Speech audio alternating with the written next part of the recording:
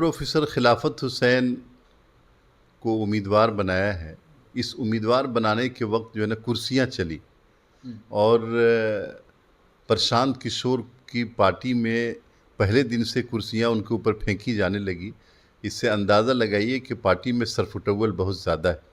Party अभी nursery class में है, लेकिन टिकट के दावेदार और टिकट के लिए कमिटमेंट, कभी इसको कमिटमेंट कर दिया, कभी उसको कमिटमेंट कर दिया। तो खुद इतना अंतर कलह है पार्टी में, उस पार्टी में जो अभी अभी बनी है, कि उनके उम्मीदवार के बारे में कोई पॉजिटिव बात नहीं कही जा सकती। अभी भी प्रशांत किशोर जी ये समझ नहीं पाए हैं कि पॉलिटिकल पार्टी कैसे चलती है और जनता का मूड क्या है, जनता क्या चाहती है। बस एक कॉरपोरेट अंदाज में वो चाहते हैं चलाना, और जिसको कमिटमेंट किया, किसी को कमिटमेंट किया, किसी को टिकट दिए। तो इस तरह से पार्टियां नहीं चल सकती और नहीं उनको कोई पॉलिटिकल फ़ायदा होने जा रहा है। प्रशांत किशोर जी, मुझे लगता है कि इस उपचुनाव के बाद अपना बोरिया बिस्तर बांध लेंगे। उनको बिहार की जनता कबूल नहीं करने जा रही है, और ये अच्छा हुआ कि उन्होंने उपचुनाव में दांव खेल दिया। फिर उनको अंदाज़ा हो जाएगा कि एक इंटेलेक्चुअल इंटेलिजेंसिया अलग चीज़ होती है और पॉलिटिकली एक्सेप्टेंस अलग चीज़ होती है। आप अच्छे इंटेलेक्चुअल हैं, अच्छा मैनेजमेंट कर सकते हैं, लेकिन क्या जनता का वोट इस वजह से मिलता है?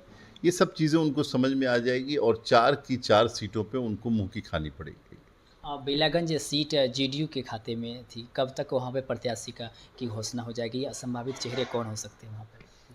नहीं, बेलागंज में जिनको इलेक्शन लड़ना है पार्टी की तरफ से, उनको कहा जा चुका है, टिकट दिया जा चुका है।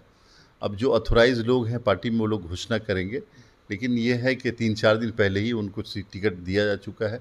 24 तारीख को नॉमिनेशन होगा, हम लोग जाएंगे नॉमिनेशन में, और मुझे उम्मीद है कि सुरेंद्र यादव जी, जो वहाँ से पिछले कई टर्म से वो विधायक रहे हैं, इस बार पता चला है कि फिर उनके बेटे को टिकट दिया जा रहा है, तो जनता परिवारवाद से ऊब चुकी है और हमारे कैंडिडेट को वहाँ जिताएगी। नमस्कार, स्वागत आपका लाइव बिहार में। मैं हूं आपके साथ संजीव सिंह। कि बिहार विधानसभा की 4 सीटों पर उपचुनाव होना है, जिसको लेकर के तमाम पार्टियां जो है वो तैयारी कर रही है।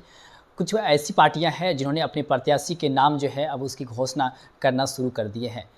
जनसुराज की तरफ से अभी तक 3 प्रत्याशी के नाम की घोषणा हो चुकी है। बेलागंज की अगर बात करें तो बेलागंज में प्रोफेसर खिलाफत हुसैन को जनसुराज ने अपना उम्मीदवार बनाया है। मुस्लिम चेहरे पर बड़ा दांव खेले हैं। इसी मुद्दे पर बातचीत करेंगे। हमारे साथ बातचीत करने के लिए जेडीयू से एमएलसी हैं डॉक्टर खालिद अनवर जी, सीधे जुड़ते बातचीत करते हैं। बेलागंज में बड़ा दांव खेले हैं जनसुराज ने, डॉक्टर प्रोफेसर खिलाफत हुसैन जी को उम्मीदवार बनाया है। कैसे देखते हैं इसको? देखिए, प्रोफेसर खिलाफत हुसैन को उम्मीदवार बनाया है। इस उम्मीदवार बनाने के वक्त जो है ना कुर्सियाँ चली और प्रशांत किशोर की पार्टी में पहले दिन से कुर्सियाँ उनके ऊपर फेंकी जाने लगी। इससे अंदाज़ा लगाइए कि पार्टी में सरफुटौल बहुत ज़्यादा है। पार्टी अभी नर्सरी क्लास में है, लेकिन टिकट के दावेदार और टिकट के लिए कमिटमेंट, कभी इसको कमिटमेंट कर दिया, कभी उसको कमिटमेंट कर दिया। तो खुद इतना अंतर कलह है पार्टी में, उस पार्टी में जो अभी अभी बनी है, कि उनके उम्मीदवार के बारे में कोई पॉजिटिव बात नहीं कही जा सकती। तो कितनी चुनौती आप लोग के लिए होगी? नहीं, देखिए, एनडीए के लिए कोई चुनौती नहीं है, और मुझे ये लगता है कि प्रशांत किशोर जी की पार्टी को अभी बिहार की जनता एक्सेप्ट नहीं करने जा रही है। बिहार की 13 करोड़ जनता ये समझ रही है कि प्रशांत किशोर जी कहते कुछ हैं, करते कुछ हैं, कोई विचारधारा नहीं है उनका, और वो जनता की बात तो करते हैं, लेकिन डिक्टेटरशिप उनकी पार्टी के अंदर ज़्यादा है। और अभी भी प्रशांत किशोर जी ये समझ नहीं पाए हैं कि पॉलिटिकल पार्टी कैसे चलती है और जनता का मूड क्या है, जनता क्या चाहती है। बस एक कॉरपोरेट अंदाज में वो चाहते हैं चलाना, और जिसको कमिटमेंट किया, किसी को कमिटमेंट किया, किसी को टिकट दिए। तो इस तरह से पार्टियां नहीं चल सकती और नहीं उनको कोई पॉलिटिकल फ़ायदा होने जा रहा है। कि वो कह रहे थे कि पहले कह रहे थे 2025 में जो हम अपना दम दिखाएं, फिर कहते हैं कि जिस दिन पार्टी गठन के उसी दिन कह रहे थे कि 2025 नहीं 2024 में आप लोग बोलिए तो हम अपना दम दिखा दें, 4 सीट पर उपचुनाव होना, इसी में दम दिखा दें। और इसी कड़ी में अब बड़ा दांव खेले हैं, 3 सीट पर तो प्रत्याशी उतार दिए हैं। ऐसे में क्या लग रहा है, प्रशांत किशोर को कुछ कामयाबी मिलेगी? देखिए, नुकसान होगी किसी अगर? प्रशांत किशोर जी, मुझे लगता है कि इस उपचुनाव के बाद अपना बोरिया बिस्तर बांध लेंगे। उनको बिहार की जनता कबूल नहीं करने जा रही है, और ये अच्छा हुआ कि उन्होंने उपचुनाव में दांव खेल दिया, फिर उनको अंदाज़ा हो जाएगा कि एक इंटेलेक्चुअल इंटेलिजेंसिया अलग चीज़ होती है और पॉलिटिकली एक्सेप्टेंस अलग चीज़ होती है।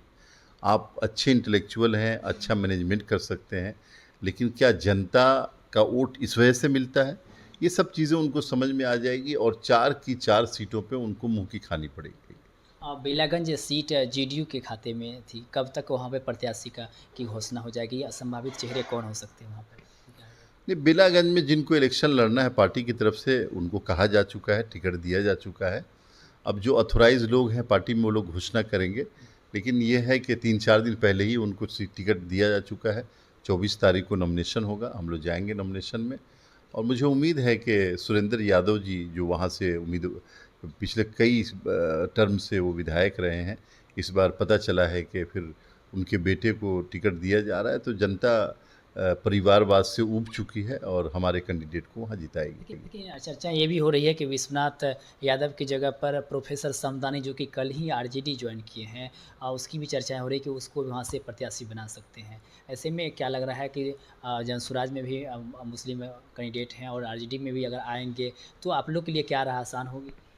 देखिए, हम लोग कोई धर्म के नाम पे या ज़ात के नाम पे नीतीश कुमार राजनीति नहीं करते हैं। नीतीश कुमार ने हमेशा इंसाफ के साथ तरक्की का नारा दिया कि हम न्याय के साथ विकास करेंगे और सभी समाज को हम लेके चलते हैं। तो ये बहुत फ़र्क नहीं पड़ता हम पर कि किस धर्म का कौन कैंडिडेट है, किस जात का कौन कैंडिडेट है। हमारे पास नीतीश कुमार एक ब्रांड हैं जिन्होंने बिहार को पिछले 19 सालों में बहुत कुछ दिया है और नीतीश कुमार के नाम पे हम लोग वोट मांगते हैं और हमें उम्मीद है कि बेलागंज की जनता हमें हमारे उम्मीदवार को भारी मतों से जिताएगी। एक आखिरी सवाल रहेगा। अभी आपने सुरेंद्र यादव के जो बेटे हैं विश्वजीत यादव उसको लेकर के अपने परिवारवाद का कहीं न कहीं ज़िक्र किया और चर्चाएँ हो रही इमामगंज सीट को लेकर के, जो एनडीए के घटक दल है जीतन राम मांझी की पार्टी हम पार्टी, जीतन राम मांझी की जो बहू है दीपा मांझी, उसकी चर्चाएँ हो रही है कि दीपा मांझी को जो है मैदान में उतार सकते हैं हम पार्टी की तरफ से, इस पर उम्मीदवार बनाया जा सकता है। ऐसे में नहीं लग रहा है कि एनडीए में परिवारवाद हो रहा है? देखिए, एनडीए के अलायंस पार्टनर हैं हम पार्टी है हिंदुस्तानी अवाम मोर्चा और उनका वो इंडिपेंडेंट है अपने टिकट के बंटवारे के मामले में किसको टिकट दें। उनका जो उनकी जो कमेटी है वो किसको तय करती है, किसको लेकर के आती है, तो इस मामले में मेरा बहुत ज़्यादा बोलना कुछ सही नहीं है।